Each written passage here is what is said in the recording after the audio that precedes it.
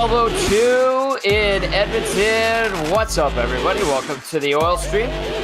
Tom Gazzola, Reid Wilkins. Tom Gazzola coming at you from the EST Satellite Studios. I haven't used the Satellite Studios for a show in a little while, it feels like. Reid Wilkins back at EST Global HQ. You can text us 780-218-9999. Get to the nasty chat as well. We've got a fun hour for you. Lots to discuss after yesterday's Game 4 win in overtime for the Edmonton Oilers. Of course, the Oil Stream presented by Boston Pizza. Every game day, you can buy one medium or large pizza, get the second 50% off. Actually, game days is $5 off mediums, Reid. $1 off tankards of Molson and Coors. And then on top of that, they've got this promo going now at BP. Buy one medium or large pizza, get the second at 50% off. How are you doing after last night? I know you were joining us on the post-game show for Reid's Read, which was excellent as always, but a little bit of time to decompress and kind of take in everything that occurred last night. What do you think? What do you think, Reidrick? I think it's fantastic. I think it's fantastic in every possible way it can be fantastic. Okay. I mean, it's incredible hockey. It's an incredibly dramatic series. So 3 of the 4 games have gone to overtime. The game that didn't was still very interesting because of how the Oilers lost and how they behaved when the game was lost. So there was still something to talk about out of that game. So every game has had huge storylines and huge implications and what ifs for how the rest of the series might be able to go. So just watching it as an observer of hockey is entirely compelling. And then to have the privilege to cover the series in this market with this passionate fan base and all the storylines and history surrounding the Oilers and all the what ifs for both sides of how this series might turn out is really a privilege, to be honest with you. Like I'm hopefully doing my job, but I'm also just trying to soak in it professionally and personally because I try to remember in my brain I may never be able to cover a series of this caliber again. I mean, it is absolutely thrilling and compelling and edge of your seat and so much to talk about. It'd be almost impossible to break down every key moment or momentum swing in that game. I thought Paul Maurice had an interesting comment after the game saying, like, there's so many good offensive players and so many great plays, and yet there's so much great goaltending, you know, and you're up and then you're down, and he goes, well, now I guess we're even because it's 2-2. I just think it's absolutely wonderful. I know it's nerve-wracking for Oilers fans, but I hope that there's some enjoyment. You know, like I always get a little miffed when someone's like, well, I couldn't watch. I shut the TV off. And I'm like, you shut the TV off? You were waiting, I know they were in so even since last year, you were waiting 18 years since 2006 for them to get in, and then really, 30-some for them to be in sort of semi-regularly, I guess. And now you can't watch? Like, my God, tape your eyeballs open. Like, hold them open like Clockwork Orange so you don't miss a split second of this. It's fantastic, Tom. It is refreshing to hear that perspective, to take a step back and recognize that if you want to be objective and observe what is happening in the Stanley Cup final, you can appreciate the drama that's unfolding, the level of play that we're witnessing, how tight it is because the margins are razor thin. And it is, I think the way you described that, Reid, was eloquent. And it is a good reminder, and it does provide another perspective because, like, I'm seeing it in the nasty chat. I'm just taking a look over there right now. And I agree with these statements, but it kind of, what you said gives this other perspective, like, hey, by the way, this is awesome. And so T. Willison says, I do believe I survived multiple minor heart attacks, especially at 19 seconds left in the third period.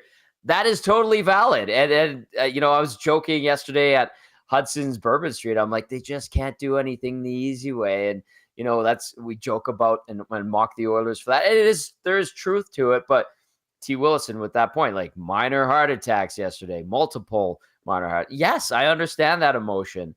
Mitchie R says the range of emotions was crazy EMG says enjoying the ride, but after the first period, I was pretty down. A lot of people were, for real. Old Gil says, me being a fat kid drinking a rum on the couch isn't going to make them win or lose. Just enjoy, people. Good point. Like, I know a lot of people make this correlation between how they take in the game to how things will play out on the ice, and really it has no bearing. But I get like manifesting positivity, putting out that good juju, or if I did things a certain way, the end result usually ends up being, positive for the Oilers, and I can enjoy the outcome. But it is fantastic, fabulous hockey at its finest, and I appreciate and enjoy the way you described it. So yes, it is nice to take a breath, recognize that the Oilers have, 2 cracks at winning a Stanley Cup here, and then appreciate the fact that this hockey is truly tremendous. And as Rip City Step is putting it, a pulsating series, stealing a term from our good friend and colleague Jack Michaels. So thank you, Reid. I'll start the show by saying thank you for providing that viewpoint on what we're witnessing in the hockey world. Well, last night, and I'm sure people have seen this stat already, but I want to point it out. Last night was the second latest ever game-tying goal in the third period in a Stanley Cup final game. The latest was less than a week ago by the Oilers against Florida when Perry scored. Wow. I mean, like to what have was that, 17.8? Yeah, that was 17 point something. Where are my notes here? I think it was 17.8 if I'm remembering correctly. Perry was 17.8. You're bang on, Tom. Yesterday was 19.5. So and it's I know a lot of times we all, I mean everybody, like people like you and me, Tom, the fans, stuff gets analyzed and picked apart. And of course, I know you and I are going to do that with some key moments, but there's so much happening in this series. I feel as if it's not even fair to look at every single turnover or bobbled puck and say, oh, well, this player screwed up. I mean, this isn't playing an undermanned San Jose team on December 14th and the Oilers win 5-2. And you're saying, well, how come they didn't win 9-1? Like it's so furious at times, and there's so much pressure. I don't mean the mental pressure. Like there's just so much pressure in terms of guys right on you and the puck bouncing around. Like clearly the ice in Sunrise is not that great. It's very hard to make ice there, by the way. I don't know if you heard me say that the other day. Like it's very hard to make ice there. I thoroughly enjoyed your description of everything. I did maybe enjoy a guffaw or two while listening to your rant. It was quite good. But it's so, I mean, there definitely were mistakes. There are definitely things that probably both teams, that both teams need to handle better. Mm-hmm. But there are also points in the game where you just have to say, okay, like somebody's going to make a play. Sometimes somebody's going to make a mistake. It's like, I don't know. I thought maybe yesterday's game might be a little more low scoring given how the previous games had gone. But that got thrown out the window. The Oilers need to make a little higher scoring just to get back into the game. So it's just fabulous action. It's probably ultimately going to come down to a bounce or two. I mean, let's face it, the Oilers got a bounce on the game winner after not getting one on the Frederick play where he blocked his. I think that goal would have counted, by the way. I don't think they would have looked at that and said it would have kicked in. I think that would have been fine. Same. Yeah. There was no kicking motion, no deliberate kick. I think that would have been a good goal.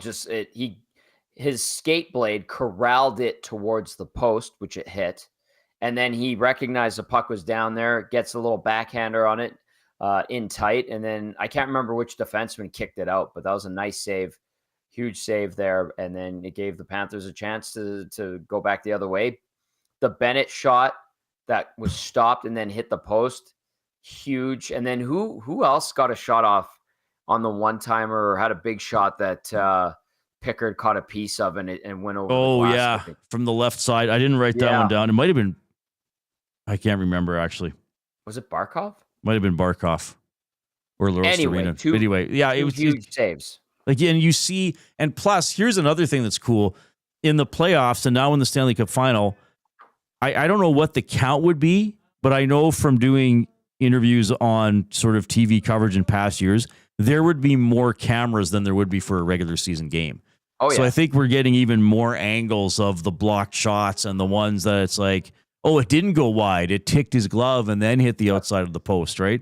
So we're getting all those additional replays. Like when Sportsnet was showing all the replays of the Leon Draisaitl goal, there was one camera angle that had hardly changed. Like when they brought the replay up, I was like, are they showing the same replay again?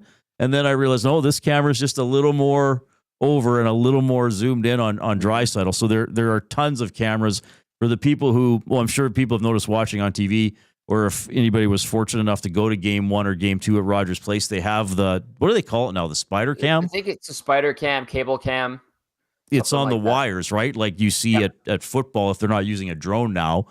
I find it kind of distracting watching it from the press box, but I'm pretty spoiled up there to begin with.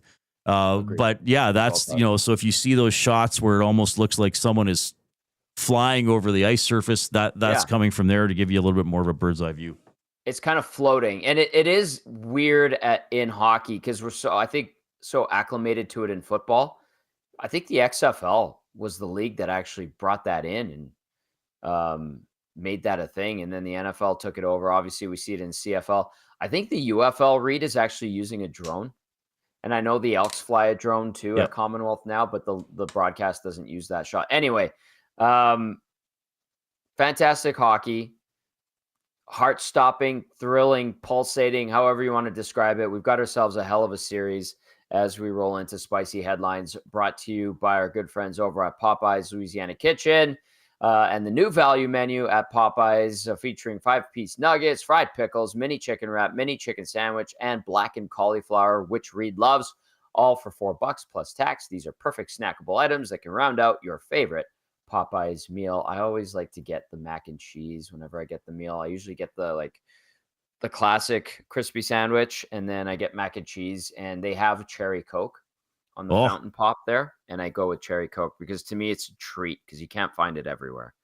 At least I don't find it everywhere, and I don't get a lot of pop. So yeah, they still have vanilla Coke. You know where they might? You know the machines that have like 100 different combinations that you can do?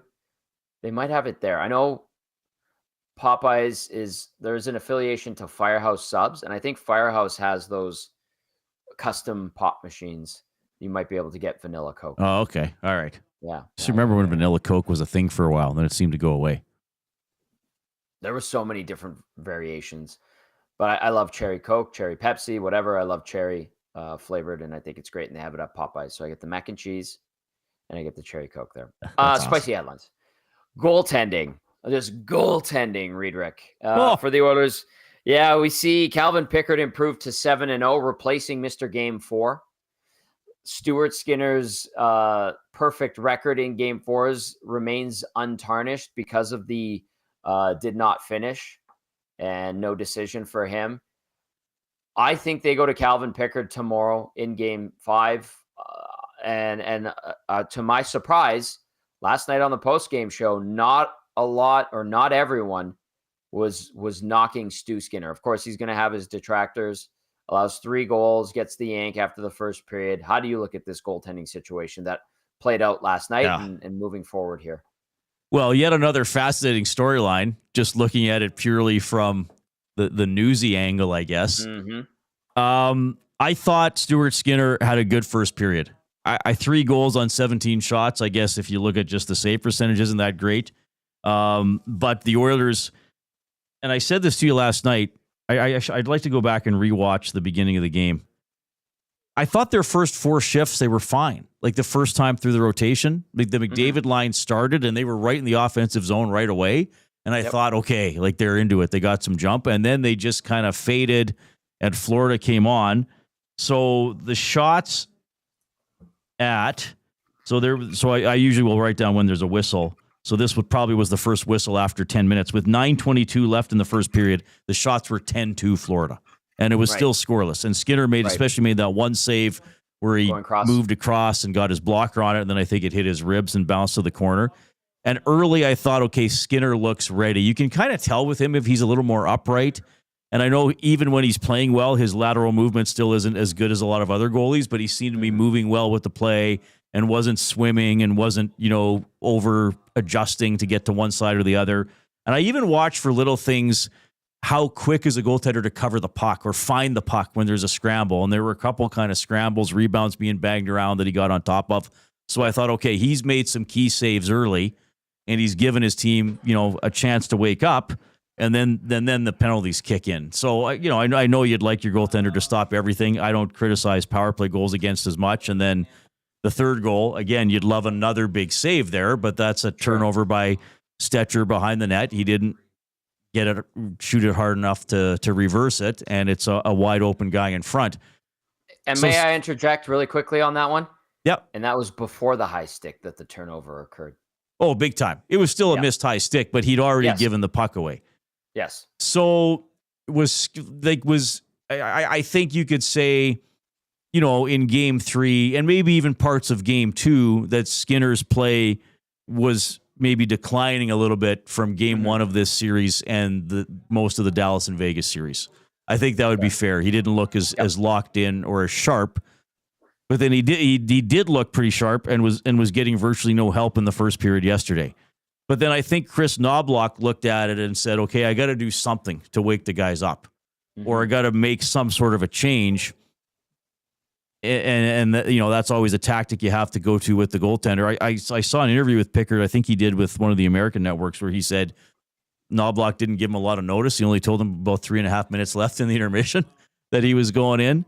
Now, you could say Skinner was playing well. There's the other side of it that is just the raw stats of it, and that Skinner had allowed 8 goals against in a little less than 4 periods of action in Sunrise.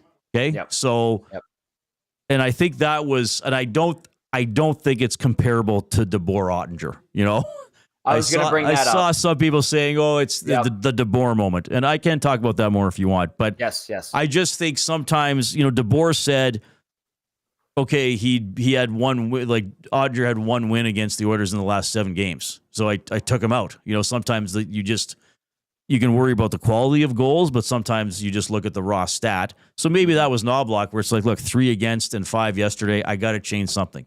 Maybe this rink is hard for him, whatever. Yep. So I think that's why he made the change.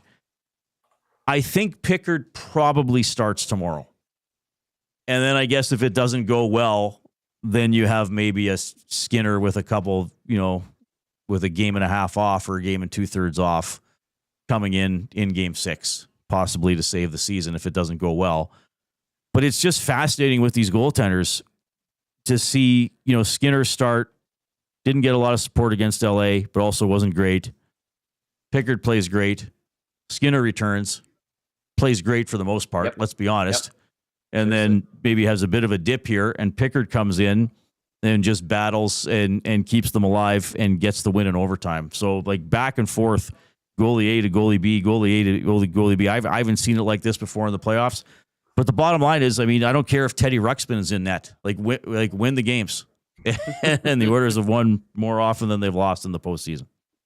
A couple of nasty chats coming in. Deskra says Florida feasting on Skinner's east to west. And then EMG also says east to west also exposed on power plays. Keep the damn sticks down.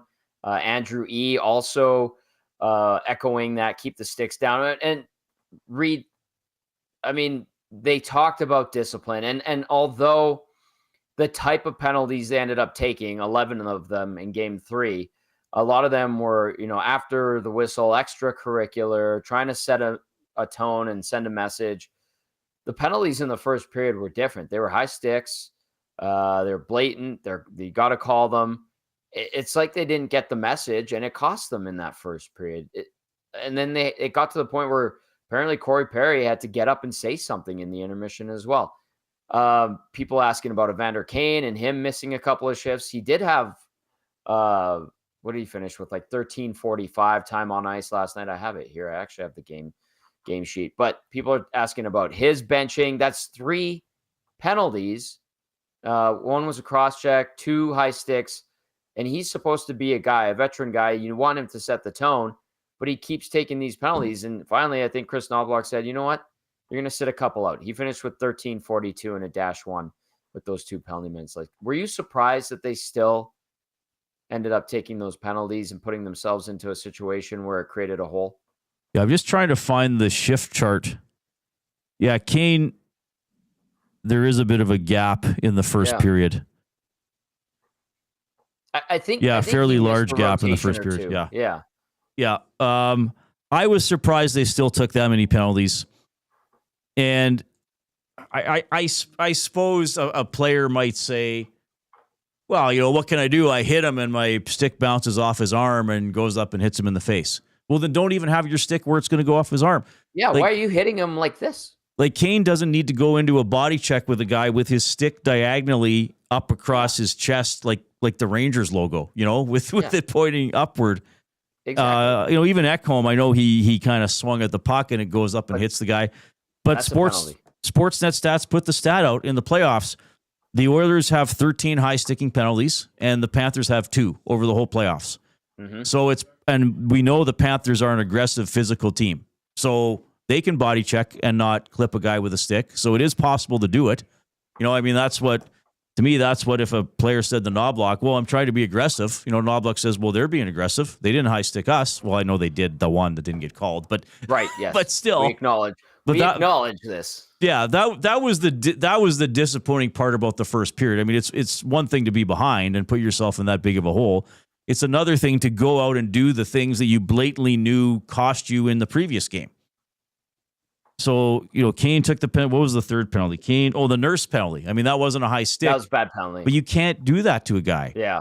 If you want to check him, then fine. Go at him with your shoulder in that situation, the way Nurse went after Barkov, he would have just been better cross-checking him because they don't really call a lot of cross-checking. In the grand scheme of things, he would have been better off giving him a little pop to the lower back that wasn't a big wind-up as opposed to sweeping his leg through. So avoidable penalties, that's the frustrating part. And then the penalty kill is terrible. The penalty kill is in the Stanley Cup final, the Oilers penalty kill is 66.7%. I double-checked that this morning. I was actually surprised it's at 2/3.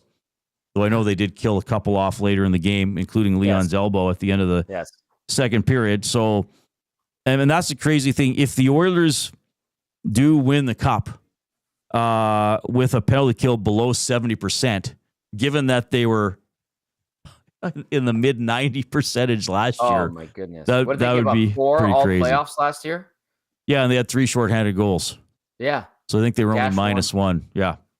This year, far different story. I mean, it's alarming, but at the same time, when it comes to the Edmonton Oilers, it's not surprising because they seem to be full of these wild, crazy stats that are so obscure and would make you think, how are they winning when their PK sucks so bad and the power play isn't that good on the road?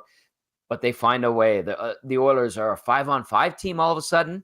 Yeah. Yes, they're better at 5-on-5. Pardon me. It's just crazy. They're such an enigma always. And they continue to find a way, which I think is the most important constant with this Oilers team. We do have some text that I'd like to get to. It is the Oil Stream presented by Boston Pizza. Tom Gazzola and Reid Wilkins with you.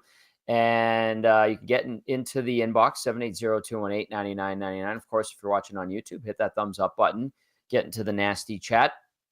Reid, I'm going to bounce these off of you. Here's one that comes in. It says, hear me out. Does Arvidsson come in for Kane?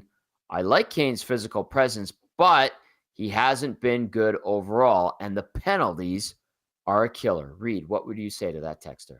I don't think they can take Kane out.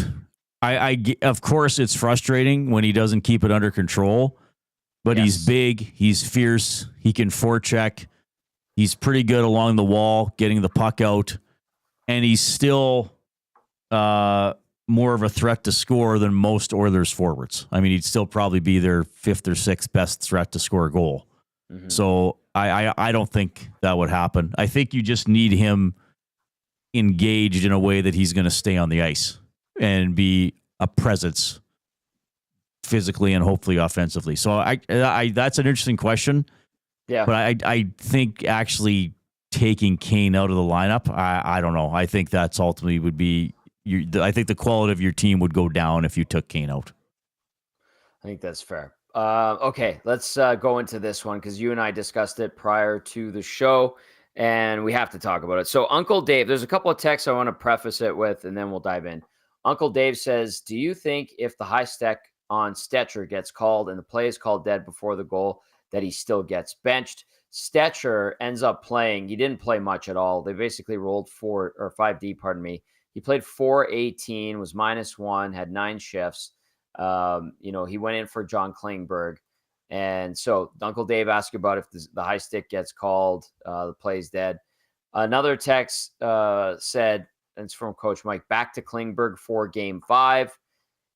I think you and I are probably in agreement on this, that you do go back to John Klingberg and, you give him 10 to 15 minutes as opposed to the 418 that Stetcher got last night and was generally ineffective. That's how I look at it. But Reid, I'm curious what you think about this. Well, first of all, I think that's a really interesting question. I hadn't thought about Stetcher's ice time being reduced. I'd thought that if that goal is negated, does Skinner come out after the second period?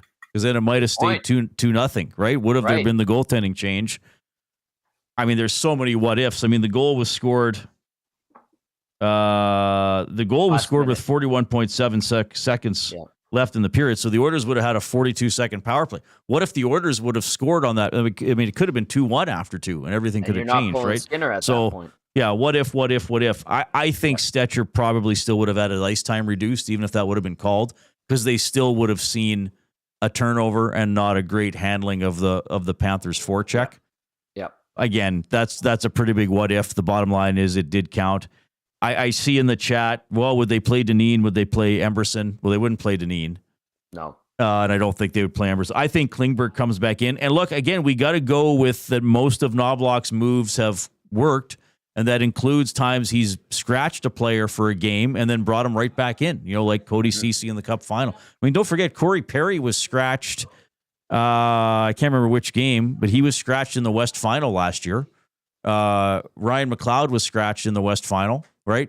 Warren Fogle was scratched. Go back and watch the celebration from Game 6 last year against Dallas. Warren Fogel's on the ice in a suit, and then came back in for the Cup final. So I would think Klingberg jumps right back in, and if he's playing well, great, because we know John Klingberg playing well can move the puck and can be very efficient. And if he doesn't play well, you roll with 5 defensemen, which you pretty much wound up doing last night. 780-218-9999. Troll says, I might take Brown out and put Arvidsson in, though. That's interesting. I thought Brown was okay. Yeah. Brown finished up 22-17 time on ice, -1, 1 shot, 1 block shot, 1 hit. He hasn't been the same as he was in the Vegas and the Dallas series, certainly.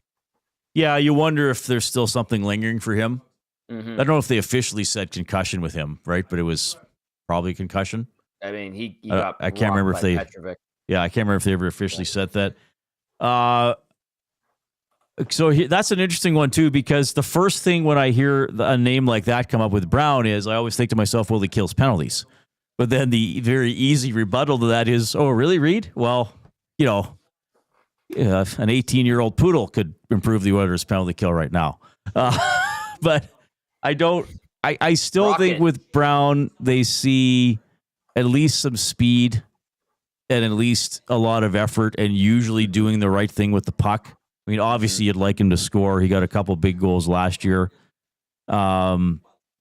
I don't think they'll change the forwards, I guess, would be my short answer to that. I think they'll go with this forward core because, again, after the first period, they played pretty well. Like, they had pressure. They were rolling everybody. They kept it 5-on-5. True. So I don't know if... Knobloch isn't afraid to make changes, but I also don't think he's the type of coach that goes thinking or looking to make changes. I don't think he thinks, I got to make a change. I don't think he thinks, I'm going to change a defenseman, so I got to change a forward. I think he's fine saying, okay, that group played well and won the game. It sucks for the scratch guy, but I'm going to go with the same guys. That's an interesting one. I don't think they would take Brown out, though, would be my guess. No, I don't. I think they're relying on him. I know he's lingering effects, let's call it. He was also ill when that bug was going around the team the last couple of weeks. He was a guy that kind of felt it too, on top of, we're assuming an upper body injury that maybe rattled his head a little bit after he got hit by Alex Petrovic. So I would keep him in. I'm with you on that one. The rookie asking, what about Emberson? Has he been playing? No, he has not been playing. And he essentially has become a black ace. So when was the last time he played? LA series, right? He didn't even play against Vegas, eh? I think Klingberg. No, I'm not doubting you. I'm just double checking. Yeah, if I'm recalling correctly. I'd have to go into the game logs. I'll go into Hockey Reference here while we're chatting. Go to Hockey Reference. I'll go to Coach Mike, who texts in, says, I brought this up last year. They did not allow a power play goal versus Dallas, and it still went 6. This season, the Oilers allowed 5 power play goals, finished them off in 5. The game is played 5-on-5, and the Oilers have been fantastic 5-on-5 in the playoffs. That's from Coach Mike. And yeah, it's been a wonderful surprise that this team, what has been a detriment, its 5-on-5 play in years past, has become a strength. And more of that, please. I think we would all agree. And then at home, the power play has been pretty good. PK still sucks. Just all around sucks. There's no denying it. I mean, going into yesterday, the PK, 67% or just over, 14th in the NHL. On the road, the PK going into yesterday was 60%. Obviously, went 50% yesterday, so it's going to go down a bit there. At home, the PK is at 79.2%, so that's middle of the pack in the playoffs. And then the power play 4th at home, so that's good. But yeah, PK, good stats on that, Coach Mike. I think we just safely say it's going to suck. It continues to suck. I think I even asked Cass yesterday, how do you fix a penalty kill with, 3 games left? And he's like, I think you just accept it sucks and stop taking penalties. That was the answer.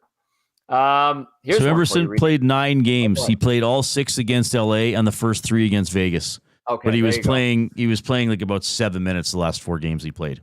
Yeah. Yeah. You could tell that he was the pace was a bit much for him, and they had to I think they got Klingberg in there.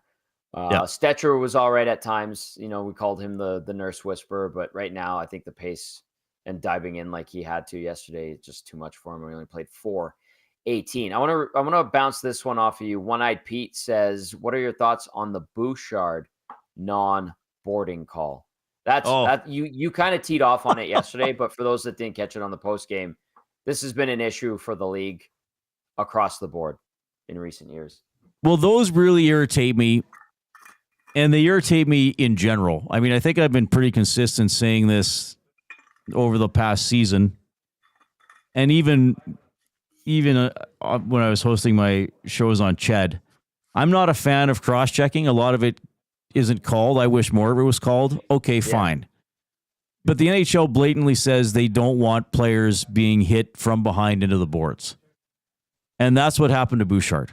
They don't act on it. Right. And look, I get the people, and there's probably Panthers fans listening. Well, this guy's an Edmonton homer and he's cherry picking.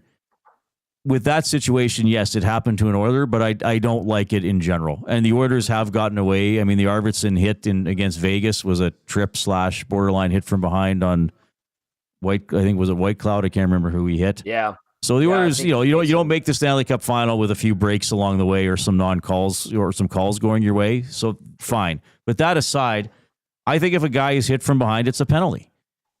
And to me, it's not just a penalty; it's an obvious penalty. And I don't understand why that's ignored. Now, when I first saw it, I thought it might be a major. And then when they played the replay, I thought, okay, that's not a major. But I didn't think it was one where Bouchard turned at the last minute. I thought Verhaeghe could clearly see his numbers and nameplate coming in. And I thought he clearly, aggressively finished the check. I mean, if he would have just bumped him, fine. If he would have sort of, sometimes they'll almost put their hands on their waist or their ribs and just sort of guide them into the boards and rub them out. Yep. Yeah, that's fine. But he hit him hard. That's what Nurse should have done on Barkov instead of trip him. Sorry. Yeah. And plus it looked like Verhaeghe jumped. I mean, he maybe wasn't 2 feet in the air, but he looked like his feet left the ice. Yep. So I get very frustrated by those because I think they're dangerous plays. Now, last night's happened in the Stanley Cup final against the Oilers. There have been a lot of incidents like that throughout the playoffs and throughout the regular season. I mean, I remember the regular season when Eichel crushed, I think, was it Ekholm, where you hit somebody really hard? I remember everybody turned around and was looking at the ref, waiting for the whistle, and nothing happened. Even Eichel kind of dropped his shoulders. He's like, it was like, I'm going off. Yeah. No call. Yeah. So it's very frustrating that the league looks at those and tells the referees. I mean, obviously the referees aren't being disciplined for not enforcing those calls because they keep being ignored. But yet plays where, and I brought this up during the season as well, a guy is stick handling through the neutral zone and he's checked with a light tap on the gloves and doesn't even lose possession of the puck, and it's called slashing. And even the Bennett slash on Bouchard, when Bouchard made that rush in the second period, quite frankly, guys, I'm not sure that's a penalty. Some people will probably disagree with me and say Bennett affected a scoring chance. I'm not sure that he did. I'm not sure that slash actually did. Now, I know the ref is going to say, well, you can't affect the guy's shot at all. Okay, I get it. We can debate that. But which would I sooner have taken out of the game? I'd sooner have the hit from behind taken out of the game, or at least enforced as a penalty, as opposed to a low intensity slash on the hands or the wrist when a guy might be attempting a shot. I'm not saying I want guys, being hacked while they're shooting, but I think Bennett only had one hand on his stick. Or was that Bennett or Reinhardt? I can't even remember now. But I think he only had one hand on his stick when he flicked it at Bouchard. And it's like, that's a penalty. But Bouchard being fully crashed, he wasn't rubbed out. He was crashed into the boards. So I find it frustrating. Actually a WHL texted me and Jay once and was like, it's so much bitching about the officiating. I get it, but I just want the obvious stuff called. Mm-hmm. So, I'm sure Vegas fans can sit there and say, yeah, damn right, Reid. We wanted Arvidsson called in game 2. You're right. Should have been called. Yep. Last night, I want the hit from behind called, and I want the high stick to Stetcher's visor called. And now that I was thinking about it more today, that actually might have been more frustrating because Stetcher turns that puck over, okay? He's behind the net. And the puck is coming in front of the net, which means that is happening at the center of the referee's focus or just barely off center. Mm-hmm. If two guys are jostling behind the play and the ref's kind of like, okay, stop it, and he thinks they're going to stop it, and he turns away, and then one guy's stick comes up, okay, you might say, well, he missed it, or he thought the interaction between the two players was complete. Right. But so now there's two officials on the ice. So why are there two officials on the ice? Is to give different views of the same play. So the referee close to the action doesn't see Verhaeghe's stick. And he kind of high sticked him twice because he checked him up high. Yeah. And up around the neck. That could have been roughing or high sticking. And then, not intentionally, but his follow through whacks him right on the visor, which should have made some sort of a noise. So the referee down low didn't see that. Okay, well, maybe he's moving his head to watch the puck go in front. Mm-hmm. But then the referee in the neutral zone should have a wider view of that. And if he's looking at the net, then he should have been able to see that. So those things frustrates me, and I know there are refs who listen. I don't know how many of them. I mean, if you ref in the WHL, you're a pretty good, damn good ref, and Jay and I have at least one of them listens to our show, and I know they probably don't like getting criticized like this because I know the job is hard. But I'm not going to complain about the 50-50 calls. You know what? Draisaitl elbowed Forsling. There were probably elbows like that weren't called, but to me, that's part of the flow of the game. Yep. But a guy with his stick above the height of the shoulders coming down onto a guy's visor, that should not be missed. That flat out should not be missed. And the hits from behind, the whole theory about how those are enforced and the rules should be changed. All right, there's my soapbox.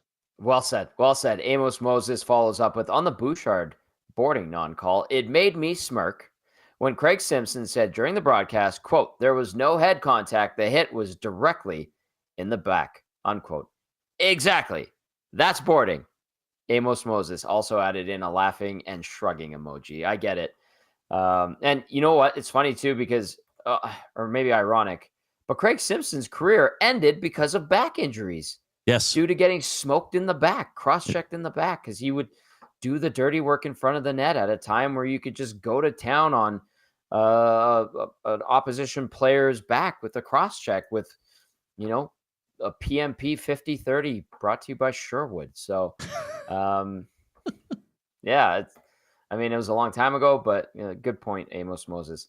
Hampton Steve texting in says, I know it's nearly impossible to get suspended in the cup final, but I'm surprised there wasn't even a $5,000 fine on that hit from behind on Bouchard. Guaranteed if Bouchard was injured, there would have been supplemental discipline. The rookie texting in says, I honestly didn't see a big problem with the hits. I was more pissed off at the lack of calls for the high sticking against Florida. Jay Style asks, why can you challenge a high stick on a puck goal, but not a high stick on someone's face? Missed stoppage either way. And Reid, you're more in tune with the rule book. You can have a meeting with the officials and ask the linesman about a high stick. Can you not? Well, I think the refs can ask for help. Yes. Yeah. I don't think a coach can say go to the linesman. No, exactly. So that has to be initiated by the officials on the ice.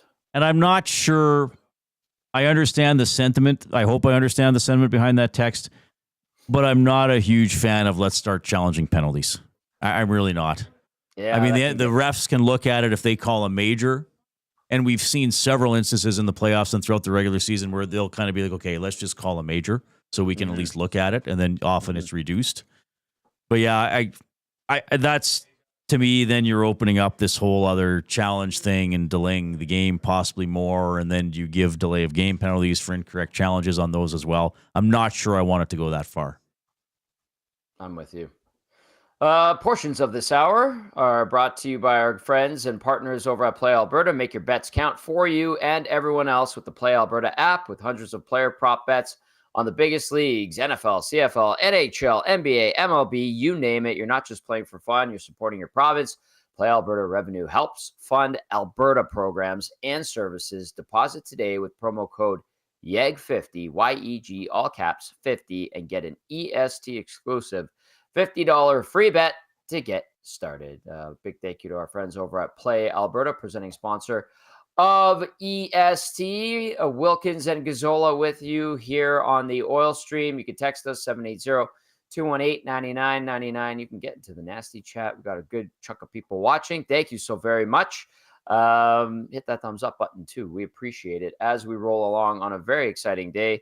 A nice Friday here in Edmonton. Not weather-wise, but just the vibe is good after a big 5-4 OT victory for the Edmonton Oilers. All right, Reid, Rick, we should take a look ahead to this game number 5 tomorrow. Quick turnaround, teams making their way back today. Is there confidence with this Oilers team? Should they feel good? How do you look at the way the approach should be from the Edmonton Oilers for Game 5? Well, they should feel confident. Absolutely. And quite frankly, Tom, if they were down 3-1, I would say they should feel confident. I mean, why not? Why? I mean, look where you are. I mean, they're good at home. They're good at home. They got a great opportunity. I think they should feel very confident. And again, I don't know if they've played. Now, part of it is Florida's very good and Florida can stop you, but I still don't know if the Oilers have played their absolute best game in the Cup final. I don't think they have. We've seen flashes of it. Yeah. And I mean, to me, it's basically one theme. Too many penalties. You're getting rid of your 5-on-5 play.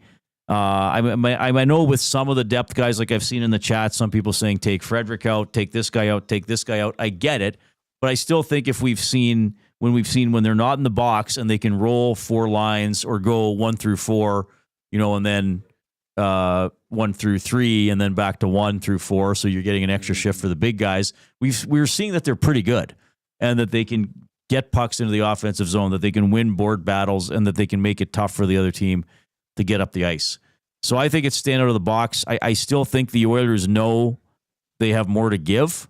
And it's interesting for me too, Tom, because I think the Florida forwards, 1 through 9 are pretty good. I think that Gadjevic and Greer are decent players, but they're very specific. Like I think Nosek is maybe a little bit better of an all-around player. I know he took the bad penalty. But I mean, I think if you go 1 through 12, the Oilers have a little bit of an edge there. And I was thinking about the overtime goal. I mean, AJ Greer, from what I've heard, is in the series because of his strength. Yep. Well, he's what did that do on the Leon Draisaitl check? Leon held him at bay and tossed the puck in front with one hand and got a bounce. Yes. So, again, don't take penalties. Roll 4 lines. I don't think Florida can go quite as deep comfortably as deep with their forwards. And I saw it once the Oilers got playing better yesterday, a little more desperation in your own end. Forwards coming back, taking away passing lanes, getting sticks on guys, knocking away at pucks. And then even, I know this probably should have been a goal for Florida, but even the Ekholm shot block, and I can't remember who the forward was back there, might have been Podkolzin. Mm-hmm. You still got to be there to block it. I mean, you still were taking care of the front of your net to block the shot, even though the goaltender wasn't there. You still got in the way. So a little more desperation like that. And I think if the Oilers play that way, they are hard to beat. Florida's hard to beat too, but I think the Oilers should feel very confident, and I think the fans should be absolutely excited to have a Game 5 of the Stanley Cup Final on a Saturday night in Edmonton. The Panthers 9-3 on the road this postseason. Edmonton 7-2 at home. All right, we have about 7 minutes left. If you want to text us some questions, fire those our way, 780-218-9999. Nasty Chat has been humming along nicely. I've kind of peeked into the Nasty Chat, but more focus on the inbox. I want to ask you this, Reid, because I was thinking about it on my way home yesterday from Hudson's. Big thank you to everybody who showed up yesterday. We met some new nasties, some that live and listen from Minnesota. Dana and Jesse, great to meet you guys. Thank you guys so much for coming out. And Jet Oil Tom, who's in town taking care of some family things. It was great to meet you as well. He's a Winnipeg sports talker that also dabbles in EST. So that was fantastic. And a shout out to our nasties who welcomed those guys in with open arms, as our nasties always do. So fantastic night. Big thank you to everybody at Hudson, Steve and Adam, and the entire crew there, Colby, Eric. Fantastic night indeed, which was capped off with an Oilers victory. Okay, Reid, do the Edmonton Oilers need a signature performance takeover game from McDavid and Draisaitl, or just Draisaitl to get this thing done and put Florida on the brink of elimination and the Oilers on the verge of a Stanley Cup? You know what, Tom? If it's a black or white answer to that, I'm going to say no. Because I think they've proven this year they can win without McDavid and Draisaitl doing the bulk of the work. Now, those are the two best players on the team, and you need those guys to come up big. Draisaitl did yesterday. I thought McDavid overall had a pretty good game yesterday, especially after how he was negated in Game 3. Right. I mean, McDavid, did he finish with 2 assists? Like, he still had a good game. He had that great rush where Bobrovsky... 1 assist, sorry. He had that great rush where he literally made Ekblad fall over, and Bobrovsky made a great pad save. He probably scores in overtime shortly after Reinhart hit the crossbar, but on that great feed from Draisaitl, but the puck bounced over a stick. I think that you need McDavid and Draisaitl to be your best players, but I don't think they have to have one of them has to have a 3 or 4 point game for the Oilers to win. Now, they might go out and do that, at 48 hours or a day and a half, whatever it's going to be. Maybe we're talking about the best game McDavid has ever played. I think one of his best games ever was Game 5 last year in Sunrise when he got 2 goals and 2 assists, set up Perry, got that empty net goal when Tkachuk swiped it off the net. So, they're great players. They might give us a signature game, which would be awesome. But I think they just need to go out there and be themselves, like create pressure. Like this isn't the 2021 team in those overtime games against Winnipeg where it was like, well, okay, we got to get like 3 or 4 points each because nobody else is going to score. I think other guys will score and will check and will make plays. Like Nugent Hopkins on the Wallman goal, just keeping that puck alive behind the net, and then Kapanen coming in.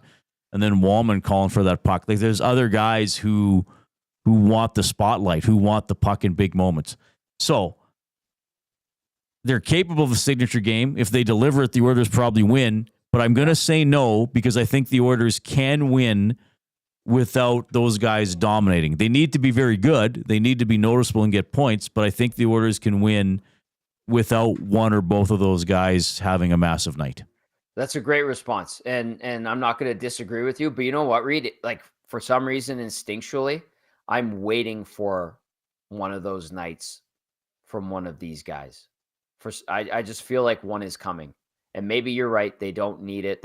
I think you're right. They don't need those guys to go out and absolutely put their stamp on a game. But I feel like it still might be coming. And that would put the Oilers over the top. Who knows? Could be wrong. But we'll see. And it could be tomorrow. Maybe it's not. Maybe they win by committee, which has been fantastic. And you're right. They do have the depth to get it done. Good point on the Wallman goal. Nice play by Kapanen. Good play by Nugent Hopkins to get that started behind the net. This team is full of surprises this year and pleasant ones. So we'll see if that continues tomorrow night. Coach Mike really quickly wanted to know if the one-day break favors either team. What do you think, Reid? Probably not. The flight is the same for both teams. Florida does travel a lot during the regular season too. Maurice made an interesting comment earlier this season that they have 3.5-hour flights within the division because they skip over all the Metro teams and go up to Canada and Buffalo, right? That's true. Yep. The only thing that maybe would favor the Oilers is they'd be a little more used to it, like coming back from an Eastern road trip and then playing the next day, with a flight of that length. So if I'll be a little optimistic there and say I would hope if it does favor any team, it would be Edmonton. But I don't know if it really does. I've done those flights.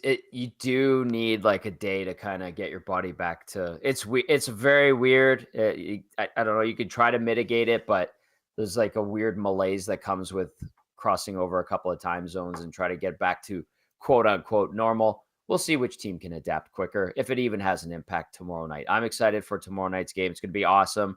We're going to be live on location at the Canadian Ice House. We get going at 4:30 p.m. It's going to be a lot of fun. Reid, I have to ask you what's coming up on the Reid Wilkins Show with Jay Milne. Well, I'll plug Hernan and Gager first. They have Olaf Kolzig in about 25 minutes. That's awesome. And former Oiler Chris Joseph is going to join as well. Jay and I have Drew Remenda checking in. I think Dusty's going to check in from Hamilton if he gets there in time. Nice. But we'll have a lot of fun chat and some interesting takes on last night's game as well. Fantastic. Great job today filling in for Dusty, Riedrich. Thanks for having me. Appreciate it as always. So keep it locked here on EST. You got EST Afternoons with Joaquin and Hernan coming up, and then Riedrich and Jay Milne with the Reid Wilkins Show from 3 to 6. Big thank you to Boston Pizza, Play Alberta, and Popeyes Louisiana Kitchen. This has been the Oil Stream.